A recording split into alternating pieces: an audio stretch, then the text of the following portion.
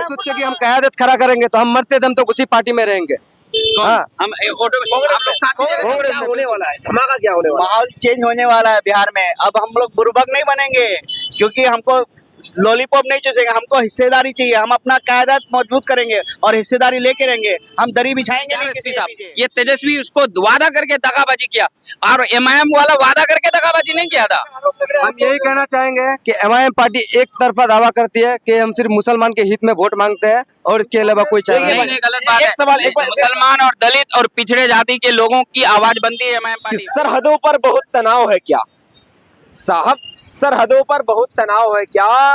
अबे यार कुछ तो पता करो। बिहार में चुनाव है क्या? आदाब, मैं आपका अपना राही और इस वक्त मौजूद में किशनगंज विधानसभा के किशनगंज शहर में मौजूद हूँ। दोस्तों यहाँ पे यानी कि दूसरे चरण की मतलब वोटिंग होने वाली है 11 तारीख को।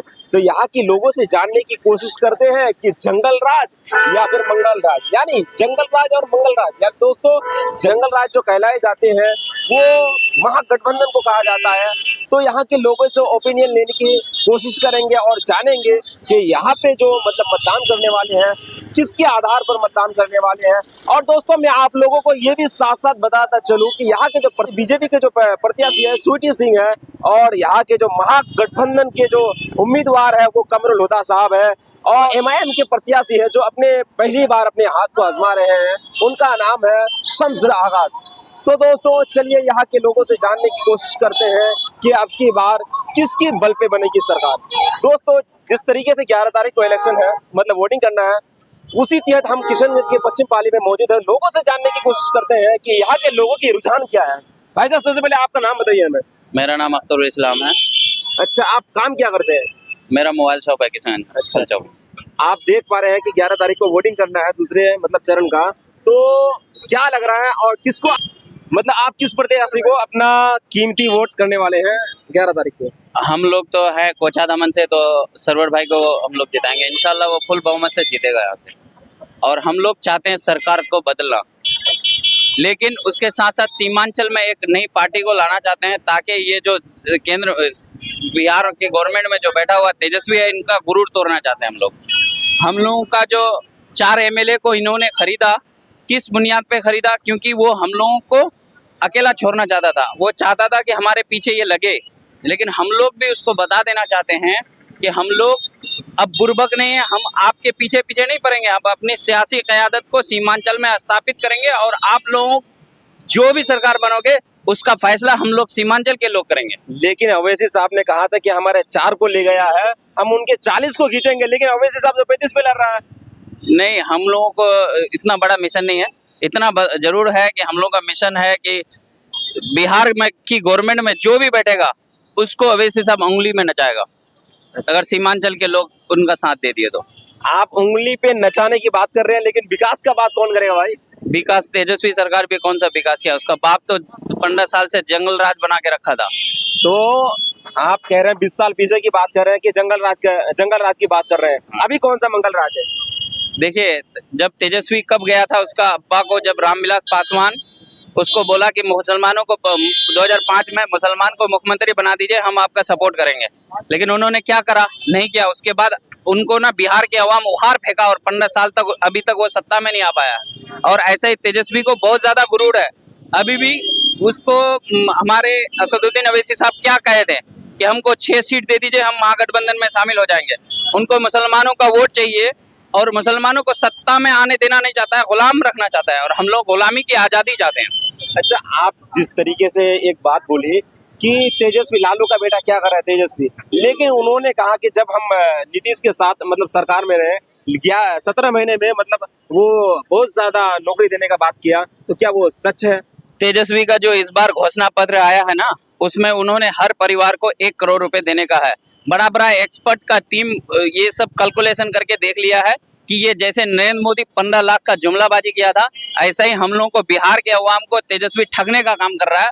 इस बार वाइज माई बहन योजना का शायद दे सकता है, अगर नहीं दिया तो हमारे सीमांचल के लोग अगर 10-15 एमएलए निकालेंगे और तेजस्वी का सरकार बना तो हम लोग लगवाएंगे, उसको लागू करवाएंगे, तभी उसका समर्थन करेंगे। पार्टी खास विशेष एक धर्म की बात कर रहे हैं, जिस तरह से बीजेपी कर रहे हैं हिंदुओं के बाद, इस तरह से मुसलमानों के बाद नहीं एमआईएम नहीं, उस पे आरोप है। लेकिन एक बात बताइए, राणा रंजीत जो है वो कौन सा मुसलमान है?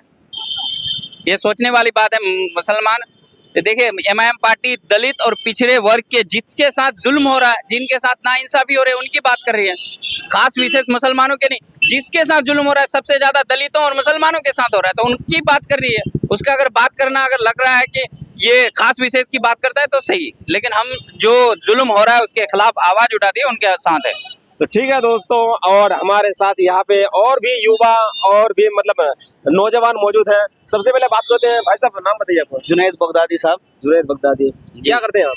हम मोबाइल शॉप चलाते हैं। मोबाइल शॉप चलाते हैं जी। तो आप देख ही पा रहे हैं, न्यूज में भी देखते हैं जी। मतलब इस बार बिहार में क्या होने वाला है, धमाका क्या होने वाला है? माहौल चेंज होने वाला है बिहार में। अब हम लोग बुर्बक नहीं बनेंगे, क्योंकि हमको लॉलीपॉप नहीं चूसेंगे, हमको हिस्सेदारी चाहिए। हम अपना कायदा मजबूत करेंगे और हिस्सेदारी लेके रहेंगे। हम दरी बिछाएंगे नहीं किसी के पीछे। अच्छा, आप जिससे वो भाषा का लॉलीपॉप, हाँ। तो मतलब हाँ, लॉलीपॉप कौन चुसा रहा था भाई? ये सब नीतीश कुमार, तेजस्वी यादव, ये सब लॉलीपॉप चुसा रहा है हम लोग को। हम लोग अपना हिस्सेदारी लेंगे अब की बार। साथ की जो कह रहे हैं कि दरी बिछाने का काम कर रहे थे, तो असदुद्दीन ओवैसी साहब से कहिएगा कि वो महागठबंधन के सरकार के पास गए थे 6 सीट मांगने के लिए, तो उसमें कौन दरी बिछाने का काम किया था? नहीं तो उन्होंने नहीं दिया ना।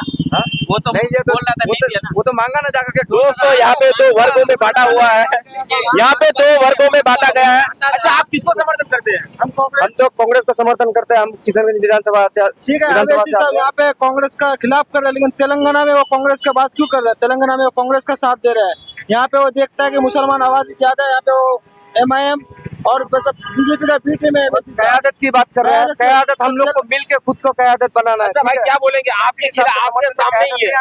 ठीक है, देखिए अब तेलंगाना की बात भाई लोगों का, इन लोगों को नॉलेज नहीं है। तेलंगाना में 7 विधानसभा में लड़ता है, वो अकेले लड़ता है। उनकी जितनी भी पार्टियां ना, उनके मुखालिफत में लड़ती है कांग्रेस पार्टी।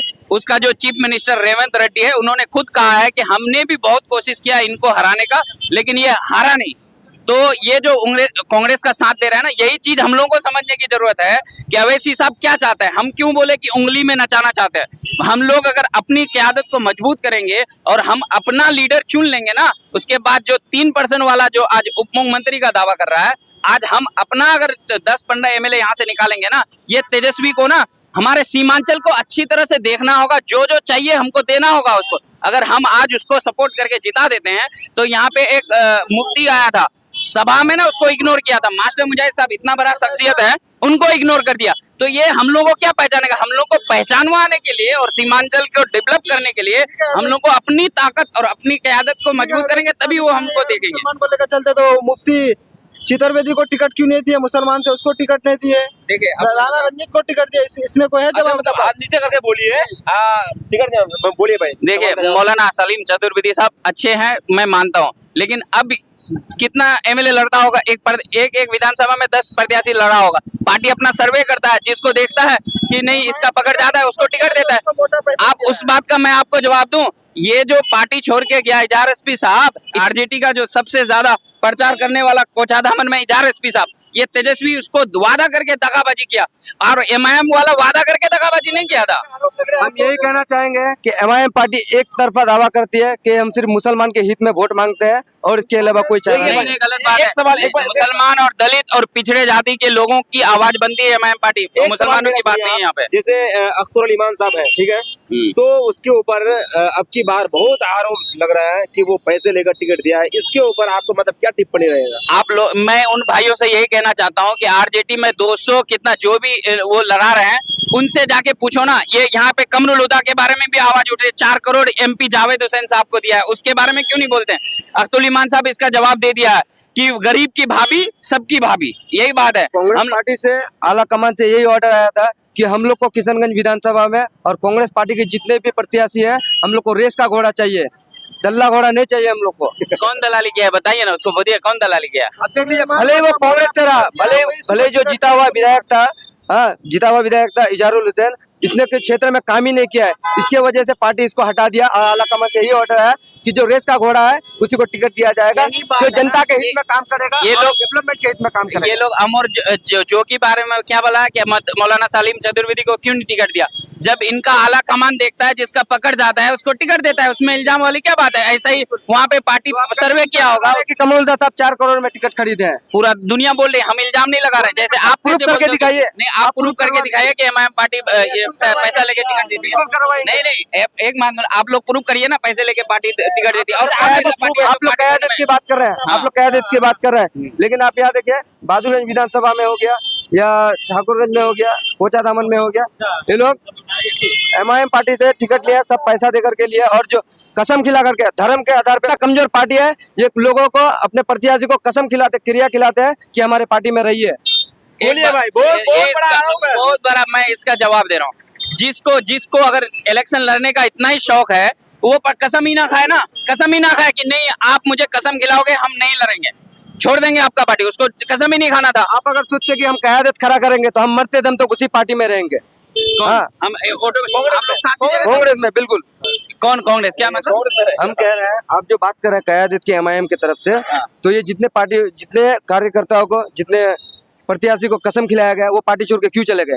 पुराने वो कार्यकर्ता को उनसे टिकट सवाल नहीं करो दिया गया, भाई, जो उनसे मोटा सवाल पैसा करो, दिया है, कसम खा के जो मोटा पैसा दिया हम उनको लोगों को टिकट यही दिया तो गया मैं है। बोल रहा हूँ ना, पब्लिक को और बुर्बक पुराने समझता है पुराने ऐसे कार्यकर्ता कैंडिडेट। को, पुराने वर्कर को पूछा ही नहीं जाता है। बेईमान है, खतरुल बेईमान, जो पैसा दिया है उसको उसी को टिकट दिया है। कौन ऐसा पार्टी है जो बगैर पैसे का टिकट देता है? मासूम राजा क्यों ज्वाइन कर लिया? बेईमान खुद है ना, लालू प्रसाद का है ना नेता, तस्लीमुद्दीन का इससे बना रहा है, आज के एमआईएम पार्टी बनाया, उसका खुद वैल्यू नहीं है। यानी मुसलमान आपस में लड़ रहा है, कहने का बात ये है।